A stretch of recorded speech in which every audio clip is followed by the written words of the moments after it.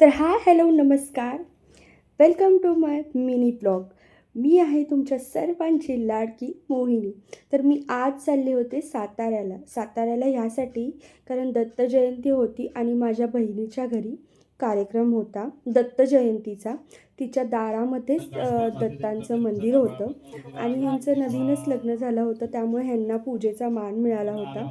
आणि आम्ही तिथे गेल्या गेल्या हे दोघं होमला बसले होते, माझे जीजू आणि माझी बहीण.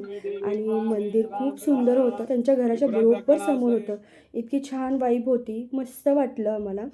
आणि त्याच्यानंतर असं संध्याकाळी नामकरण सोहळा, दत्त जयंतीचं पाळणा वगैरे हे सगळं होतं.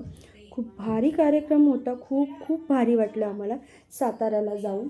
तर आम्ही साताऱ्यात आलो आहोत. तर इथे बघण्यासारखं काय आहे हे तुम्ही नक्की कमेंट करा.